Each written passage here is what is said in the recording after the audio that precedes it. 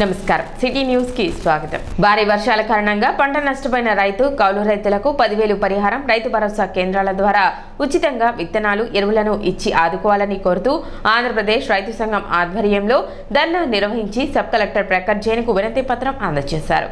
ఈ సందర్భంగా శివసాంబిరెడ్డి విలేకరులతో మాట్లాడుతూ పంట నష్టపోయిన పొలాలను ఎన్యూమరేట్ చేయాలని రైతు కౌలు రైతులకు పరిహారం అందించే విధంగా ప్రభుత్వం చర్యలు తీసుకోవాలని పంట కాలువలు మురుగు కాలువలో మిగిలిపోయిన చోట గుర్రపు డెక్క తూటాకు తొలగించాలని మున్సిపాలిటీ మురుగు పంట కాలువల్లోకి రాకుండా చర్యలు తీసుకోవాలని కోరారు. గత సంవత్సరం రబీలో పంట నష్టపోయిన జొన్న రైతులకు ఇన్పుట్ సబ్సిడీ వచ్చేటట్టు చూడాలని తేలప్రోలు మాజీ సర్పంచ్ వేజండ్ల రోసయ్య పేర్కొన్నారు. కార్యక్రమంలో మహబూబ్ ఖాన్, రెడ్రోతు మహేశ్వరరావు, షేక్ మస్తాన్, వేజండ్ల నాగేశ్వరరావు, వంపుగళ్ల సుమన్, మేకల సురేష్, ఏడుకొండలు రత్నరాజు, ప్రసాదరావు, పాపారావు, గోపి, సుధాకర్ తదితరులు పాల్గొన్నారు. గత వారం రోజులుగా డెల్టా ప్రాంతంలో కురుస్తున్న భారీ వర్షాల కారణంగా రైతులు కౌలు రైతులు విపరీతంగా నష్టపోయారు. ఇరిగేషను డ్రైనేజీ శాఖలు అట్లాగే తెనాలి మున్సిపాలిటీ వారు కూడా నిర్లక్ష్యపూరితంగా వ్యవహరించడం వలన ఇవాళ పంట కాలువలు మురుగు కాలువలు అన్నీ కూడా గుర్రపడెక్కకు తూటాకుతో నిండిపోయి వర్షంతో పాటు ఈ నష్టం కూడా అధికమైంది. ఒక్కొక్క రైతు మళ్ళీ వ్యవసాయం చేయాలంటే ఎకరానికి 10,000 రూపాయల పైన ఖర్చు అవుతుంది. ఇవాళ మార్కెట్లో కూడా విత్తనాలు కూడా దొరికే పరిస్థితి లేదు. రైతులంతా కూడా ఆందోళన పడుతున్నారు. కనుక మేము ఆంధ్రప్రదేశ్ రైతు సంఘంగా ప్రభుత్వానికి విజ్ఞప్తి చేసేది ఏంటంటే సబ్ కలెక్టర్ గారి ద్వారా రైతులకి నష్టపోయిన ప్రతి ఎకరాన్ని కూడా ఎన్యూమరేట్ చేయండి. ఎకరానికి 10,000 రూపాయలు పరిహారం ఇవ్వండి. అట్లాగే ఆ రైతు భరోసా కేంద్రాల ద్వారా ఎరువులు విత్తనాలు ఉచితంగా రైతులకు అందజేసి ఆ విధంగా మళ్ళీ పంట పండించేందుకు ప్రభుత్వం తోడ్పడాలని విజ్ఞప్తి చేస్తున్నాం. గత సంవత్సరంలో అకాల వర్షాల వలన జొన్న రైతులు తీవ్రంగా నష్టపోయారు. ప్రభుత్వం ఇన్పుట్ సబ్సిడీ ఇస్తానని ఆ ప్రభుత్వం చెప్పింది. అప్పటి నుంచి ఇప్పటి వరకు వీళ్ళు వ్యవసాయ శాఖ కమిషనర్ గారికి అన్ని శాఖలకి కూడా కాళ్ళరిగేట్టు చెప్పులరిగేట్టు తిరిగినా కానీ ఇంతవరకు కూడా ప్రభుత్వం నుంచి ఒక్క రూపాయి కూడా రాలేదు. కనుక ఈ జొన్నలకు సంబంధించిన నష్టపరిహారం కూడా ఇవ్వాలని కూడా సబ్ కలెక్టర్ గారికి వినతి పత్రం ఇవ్వటం జరిగింది. మరి ఈరోజు మనం వరి పొలాల్లో చాలా నష్టపోయి ఉన్నాము. వరి విత్తనాలు వేసి వాటి గురించి మనం కలెక్టర్ ద్వారా మన ప్రభుత్వానికి తెలియపరచడానికి ఈరోజు కలవడం జరిగింది. తెలుగుదేశం పార్టీని నమ్ముకుంటే పార్టీ మీకు అండగా ఉంటుందని మాజీ మంత్రి టీడీపీ సీనియర్ నేత ఆలపాటి రాజేంద్ర ప్రసాద్ స్పష్టం చేశారు. కూటమి ప్రభుత్వం ఏర్పడిన తరువాత తొలిసారి తెనాలి నియోజకవర్గ పాస్టర్లు సోమవారం నియోజకవర్గ పార్టీ ప్రధాన కార్యాలయంలో మాజీ మంత్రి తెనాలి టీడీపీ ఇన్ఛార్జ్ ఆలపాటి రాజేంద్ర ప్రసాద్ ని కలిసి ఘనంగా సన్మానించి సభ నిర్వహించారు. ఈ సందర్భంగా జరిగిన సభకు రాష్ట్ర ఐటీడీపీ కార్యనిర్వాహక కార్యదర్శి మల్లవరపు విజయ్ అధ్యక్షత వహించగా పాస్టర్లు బ్రదర్ సాల్మన్, ఎబ్బేజు, జక్రియా తదితరులు ప్రభుత్వ పరంగా పాస్టర్లకు కావాల్సిన అవసరాలు కోరారు. అనంతరం మాజీ మంత్రి ఆలపాటి రాజేంద్ర ప్రసాద్ మాట్లాడుతూ రాష్ట్రంలో క్రిస్టియన్ కార్పొరేషన్ ఏర్పాటు చేసిన తొలి ముఖ్యమంత్రి నారా చంద్రబాబు నాయుడు అని, గత వైసీపీ ప్రభుత్వం పాస్టర్లకు గౌరవ వేతనం ఇస్తామని కేవలం 1 సంవత్సరం లోపు మాత్రమే 5,000 చొప్పున, అది కూడా వాళ్లకు సంబంధించిన అతి కొద్ది మందికి మాత్రమే ఇచ్చి మోసం చేసిందని ఈ సందర్భంగా ఆయన గుర్తు చేశారు. ఈ సందర్భంగా ఆయన మాట్లాడుతూ చంద్రబాబు నాయుడు ప్రభుత్వం 2014లో క్రిస్టియన్ కార్పొరేషన్ చేసి దానికి నిధులు ఏర్పాటు చేసి క్రిస్టియన్ భవన్ల నిర్మాణానికి పూనుకొని రాష్ట్ర వ్యాప్తంగా క్రైస్తవ సమాధుల తోటలకు సుందరీకరణ కోసం చుట్టూ ప్రహరీ గోడ కోసం నిధులను హెచ్చించి ఆనాడు చేయూత అందించిందని, అంతేగాక క్రిస్టియన్ కార్పొరేషన్ ద్వారా చర్చిల నిర్మాణానికి తదితర అంశాలకు నిధులు కేటాయించిన ఘనత అప్పటి టీడీపీ ప్రభుత్వానిదేనని, అదే సందర్భంలో అప్పట్లో తెనాలి క్రైస్తవ సమాధుల తోట కోసం 52 సెంట్లు స్థలాన్ని ఏర్పాటు చేయగా అప్పటి ప్రతిపక్షమైన వైసీపీ దాన్ని అడ్డుకొని నీరు కార్చిందని, పోనీ వాళ్ళు అధికారంలోకి వచ్చాక అది అందుబాటులోకి తెచ్చారంటే అది కూడా లేదని, క్రైస్తవులకు పూర్తిగా అన్యాయం చేసిన వారిని దగా చేసిన ప్రభుత్వం ఏదైనా ఉందంటే అది జగన్ రెడ్డి ప్రభుత్వం అని గుర్తు చేసి గతంలో క్రిస్టియన్ కార్పొరేషన్ ద్వారా ఎస్సీ ఎస్టీ సప్లాన్ నిధుల ద్వారా క్రైస్తవులకు, దళిత క్రైస్తవులకు ఏ విధంగా టీడీపీ ప్రభుత్వం చేయుతగా ఉందో అంతకు మించి ఇప్పుడు కూటమి ప్రభుత్వం ప్రజాపాలన అందించేందుకు ముందుంటుందని, ఏ విధంగా ఏ పాస్టర్నైనా ఎవరైనా వ్యక్తిగత దూషణలకు దిగి ఇబ్బంది పెడితే ఖచ్చితంగా చర్యలు తీసుకుంటామని ఈ సందర్భంగా ఆయన హెచ్చరించారు. మంచి ఎక్కడ ఉంటే అక్కడ దేవుడు ఉంటాడు. మనం దేవుని సహాయం అడుగు అసలు మనం మంచి కోసం ఆలోచిస్తాం కాబట్టి, మంచి చేస్తానికి ప్రయత్నిస్తాం కాబట్టి, మంచి ఆలోచనతో జీవిస్తాం కాబట్టి మనతో దేవుడు అది సో ఆ రకంగా మనం ఉండాలని కోరుకుంటున్నాం. ప్రేమ, జాలి, దయ, కరుణ అన్నీ కూడా చూపించడానికి ప్రయత్నించే మీ మనసు ఎప్పుడు మంచిగా ఉండదని చెప్పి నేను అనుకున్నాను. ఎప్పుడు ఏది అవసరమో, ఏది కావాలి, ఎట్లా సాధించుకోవాలి అవన్నీ కూడా వ్యక్తిగతం. మీకు వ్యక్తిగతమైన అవసరాలు ఉండొచ్చు, చర్చిపరమైనటువంటి అవసరాలు ఉండొచ్చు, సమాజపరమైనటువంటి అవసరాలు ఉండొచ్చు. ఇవన్నీ మనకు రోజు ఎదురయ్యే జీవన కృత్యాలు. నిత్యం మనం మనిషిగా పుట్టాం కాబట్టి, మనం నడుస్తున్నాం కాబట్టి, జీవిస్తున్నాం కాబట్టి మనకు సమస్యలు ప్రతిరోజు ఉంటాయి. లేకపోతే మనం జీవితం లేదు. అన్నీ బాగుంటే జీసస్ క్రైస్ట్ పక్కన మనం కూడా ఉండేవాడు. లేకపోబట్టి ఆయనలాగా మనం ఎక్కడ దాకా ఎంతవరకు ఎంత మార్గ మధ్యలో అవుతామా, దరి చేస్తామా, లేకపోతే తుదికిలోనే ఉంటామా, అసలు వెళ్ళలేమా, ఆదిలోనే ఉంటామా, ఎక్కడ ఉంటామా అనేది మనం ప్రశ్నించుకుంటూ ఉంటాం ప్రతినిత్యం. పార్టీ పట్ల మీకు ఒక నమ్మకం ఉండాలి అనేది నేను కోరుకుంటాను. నేను యాతావాత నేను ఏంటి చివరికి నేను చెప్పాలనుకుంటే పార్టీ పట్ల మీకు నమ్మకం ఉండాలి. బైబిల్ చదవట్లేదా? బైబిల్ ముట్టుకోవట్లేదా? బైబిల్ని విసర్జిస్తున్నావా? ఎప్పుడు మన హృదయాన్ని హత్తుకొని ఉంటామండి. అలాంటిది పార్టీని ఎందుకు హత్తుకోలేకపోతున్నాం, ఎందుకు వదిలేస్తున్నాం అనేది ప్రశ్నించుకోవాల్సిన అవసరము. సంఘ కాపరి ఏ రకంగా సంఘాన్ని కాపాడుతూ ఉంటాడో ఈ పార్టీని కాపాడే సంఘ కాపరులు మీరు అవ్వాలని చెప్పినప్పుడు మనం ఒక ముసుగేసుకుంటున్నాం. ఎందుకు వేసుకుంటున్నాం తెలియదు. మనం పాస్టర్స్ కాబట్టి, మనం బిషప్లు కాబట్టి, మనం ఫాదర్స్ కాబట్టి మనం న్యూట్రాలిటీగా ఉండాలి. వచ్చిన వాళ్ళందరికీ పూర్తి చేయాలి. దాంట్లో తప్పే. వచ్చిన వాళ్ళందరికీ మనం వాళ్ళు దేనికోసం అయితే వచ్చారో మన దగ్గరికి మనం దేవుని బిడ్డని గౌరవించాలి. ఆ బిడ్డ ఎటువంటి వాడైనా సరే మంచి మనసు పోయా ఇన్ని మంచి మనసుని ఇచ్చి ఆయన గౌరవించలేకపోతే అని చెప్పి చెప్పడంలో సందర్భం లేదు. కానీ నీకు ఒక పాత్ర ఉంది. ఆ ప్రాంగణం వారికి నిన్ను కోరినప్పుడు నువ్వు చేయాల్సినటువంటి పని, కానీ నీ పాత్ర వేరు. నేను పాలన వేరు చేయాల్సిన పాత్ర ఉంది.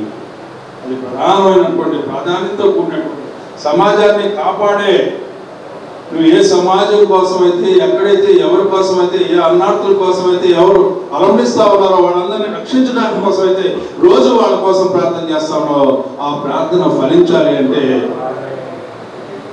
ఈ పందాలో స్పష్టత ఉండాలి, మంచి చెడు అనే విశ్లేషణ ఉండాలి. కార్యక్రమంలో పాస్టర్లు అన్నం ఆదాం, ప్రవర్ధన్ వర్మ, బాబురావు, షద్రక్, షాలెం, శుభాకర్, గాబ్రియల్ తదితరులు పాల్గొన్నారు. తెలుగుదేశం ప్రభుత్వం అధికారంలో ఉన్నప్పుడు 2014 నుండి 19 వరకు అంతకుముందు ఏ ముఖ్యమంత్రి కానీ ఆ తర్వాత ఉన్న ముఖ్యమంత్రి వైఎస్ జగన్మోహన్ రెడ్డి కానీ చేయని మంచి కార్యాలు తెలుగుదేశం పార్టీ ప్రభుత్వం చేసింది. ఎవరికంటే క్రైస్తవులకు. ఎలా చెప్తారు పాస్ గారు మీరు అని చెప్పి నన్ను అడిగితే ఇక్కడున్న చాలా మందికి తెలుసు. అంతకుముందు ముఖ్యమంత్రి జగన్మోహన్ రెడ్డి గారు నేను క్రైస్తవునని, బాప్తిసం తీసుకున్నానని, ఆయన ఇష్టం వచ్చినట్టు మనందరికీ గుడి కట్టి తర్వాత ఇల్లు నదుల్లో మునిగి బొట్లు పెట్టుకొని ఇవన్నీ చేసిన కార్యాలు ఇక్కడ ఉన్న సగం మంది పాస్ గారికి తెలియదు. మాకు మాత్రం బాగా తెలుసాము. ఆయన క్రైస్తవ సమాజం పేరు పెట్టుకొని నేను క్రైస్తవులకి పేరు చేస్తానని చెప్పి ఊరికే పాస్టర్లకి గౌరవ వేతనం అని చెప్పి కరోనా టైంలో ఒక 5,000 వేసింది. కొందరినే కాదు అందరినీ పిలవండి, అందరికీ మరి సమానంగా చేయండి అని చెప్పారు. అంటే అదే గారి యొక్క ప్రేమ గురించి మన వాళ్ళందరూ చెప్పారు కదా. ఆయన ప్రేమ ఎలాంటిది అని అంటే మీ అందరికీ తెలుసు, మనందరికీ తెలుసు.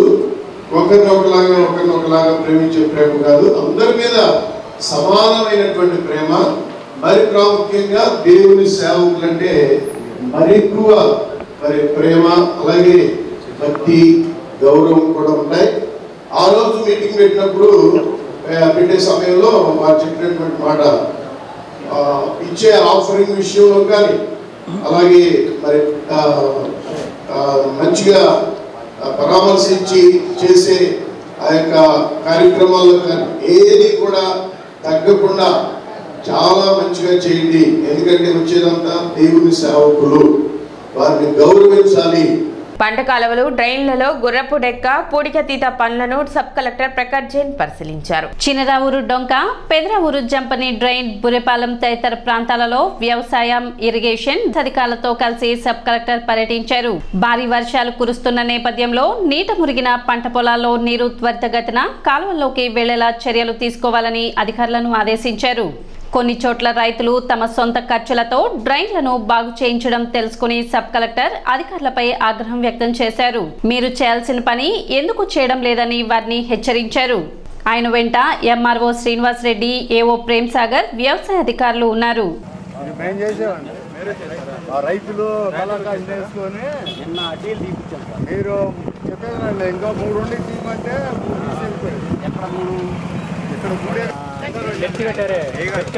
ఎన్ని అడ్డాలు ఉండే అక్కడ మనకి డిపార్ట్మెంట్ కింద ఈ డ్రైన్ ఇప్పుడు జంపంలో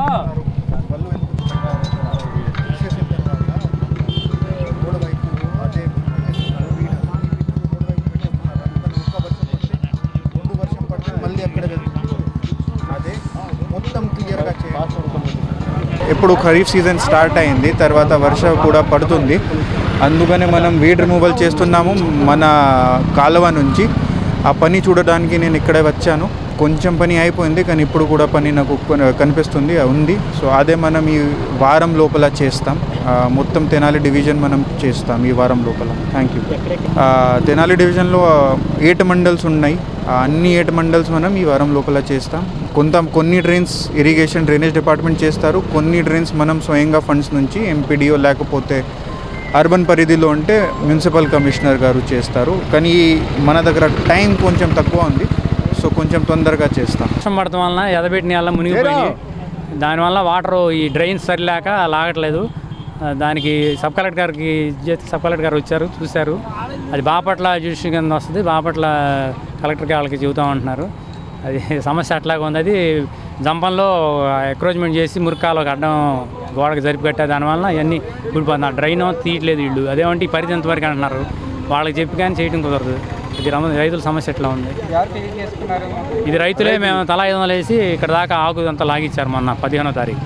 వీళ్ళు తర్వాత వాళ్ళు మిషన్ తీసుకొచ్చి 2 తూములు రిపేర్ చేసి 3 సార్లు చేసేది సైడ్ కట్ చేశారు.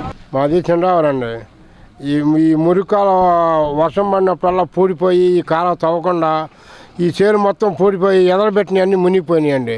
నార్మల్ మునిగిపోయినాయి, ఎదర మునిగిపోయినాయి. మొత్తం దీనివల్ల ఇబ్బందికరం అవుతుందండి. మీరు తీసి మాకు ఏదైనా మేలు చేస్తారని చెప్పని మేము పిలిపించామండి. నాడు నేడు పనుల్లో భాగంగా వరల్డ్ బ్యాంక్ ప్రతినిధులు Kothapeta municipal boys high school ను సందర్శించారు. తెనాలి మండల పరిధిలో జరుగుతున్న విద్యా అభివృద్ధి పనులు, ఇన్ఫ్రాస్ట్రక్చర్ వంటి వాటిని పరిశీలించి సంతృప్తి వ్యక్తం చేశారు. ఉపాధ్యాయులకు జరుగుతున్న టీచింగ్ టూల్ శిక్షణ కార్యక్రమం, వారు ఇస్తున్న నిధులు ఏ విధంగా ఖర్చు పెడుతున్నారు అనే అంశాలపై నివేదిక తయారు చేసి పంపుతారని మండల విద్యాశాఖ అధికారులు తెలిపారు. టీచ్ టూల్ ట్రైనింగ్ ప్రోగ్రాము స్థానిక సెయింట్ జాన్ స్కూల్లో 17వ తేదీ నుండి నిర్వహిస్తున్నాం. ఈ ట్రైనింగ్ ఎలా జరుగుతుంది, ఈ ట్రైనింగ్లో ఉపాధ్యాయులకి అదేవిధంగా విద్యార్థులకి పనికొచ్చే అంశాలు ఏమున్నాయి, అసలు ట్రైనింగ్ ప్రాసెస్ ఎలా ఉంది, దీనివల్ల ఉపయోగం ఏంటనేది పరిశీలించడానికి వరల్డ్ బ్యాంక్ ప్రతినిధులు 6 ఈరోజు సెయింట్ జాన్ స్కూల్ని సందర్శించడం జరిగింది. అదేవిధంగా నాడు నేడు పాఠశాలను, హై స్కూల్ని, స్థానిక బాలుర ఉన్నత పాఠశాలని సందర్శించారు. అదేవిధంగా ట్రైనింగ్లో లాజిస్టిక్స్ ఏ విధంగా ఉన్నాయి, మాస్టర్ ట్రైనీస్ ఏ విధంగా టీచ్ చేస్తున్నారు అనేది 1 గంట పాటు క్లాసులో కూర్చుని ఫిజికల్గా వెరిఫై చేసి ఉపాధ్యాయులతోనూ అదేవిధంగా కోర్స్ డైరెక్టర్తోనూ ఇంటరాక్ట్ అయ్యి ట్రైనింగ్ జరిగే విధానం పట్ల సంతృప్తిని ప్రకటించారు. ట్రైనింగ్ ప్రోగ్రామ్ ఏర్పాటు చేయడం జరిగింది. ట్రైనింగ్ ప్రోగ్రాంలో భాగంగా మన ట్రైనింగ్ ప్రోగ్రామ్కి అసిస్ట్ చేసేటువంటి టీము ఈరోజు బాయ్స్ హై స్కూల్కి రావడం జరిగింది. బాయ్స్ హై స్కూల్లో ఉన్నటువంటి రూమ్స్ని వాటిని చూడటం జరిగింది. ఎలా ఇంప్లిమెంట్ చేస్తున్నారు ఏందనేది కూడా చూడటం జరిగింది. సంతృప్తిని వ్యక్తం చేశారు. స్థానిక Ravi Sambayya municipal boys high స్కూల్లో ఫస్ట్ ఇయర్ ఎన్సీసీ సెలక్షన్స్ నేడు జరిగాయి. 22వ Andhra battalion commanding officer lieutenant colonel Mahesh ఆధ్వర్యంలో విద్యార్థులకు ఫిజికల్ టెస్ట్ లో భాగంగా హైట్, వెయిట్, రన్నింగ్ మరియు ఇంటర్వ్యూ నిర్వహించి 80 మంది విద్యార్థులను ఎంపిక చేశారు. ఎన్సీసీ సెలక్షన్స్ కు మొత్తం 120 మంది ఆసక్తి కనబర్చగా 80 మంది విద్యార్థులను సెలెక్ట్ చేసుకున్నారు. ఈ విద్యా సంవత్సరం ఎన్సీసీలో జాయిన్ అవ్వటానికి ఎక్కువ మంది విద్యార్థులు ఆసక్తి కనబర్చారని, క్రమక్రమంగా ఎన్సీసీకి జాయిన్ అయ్యే వారి సంఖ్య పెరుగుతుందని పాఠశాల ప్రధానోపాధ్యాయులు షేక్ మౌలాబీ తెలిపారు. కమాండింగ్ ఆఫీసర్ మాట్లాడుతూ ఎన్సీసీలో జాయిన్ అయిన ప్రతి ఒక్కరూ ఒక క్యాంప్ని పూర్తి చేసుకోవాలని, క్రమశిక్షణతో మెలగాలని కోరారు. ఎన్సీసీ 2 సంవత్సరాల కాలంలో విద్యార్థులకు క్రమశిక్షణ, అంకితభావం, దేశభక్తి అలవాటు అవుతాయని తెలిపారు.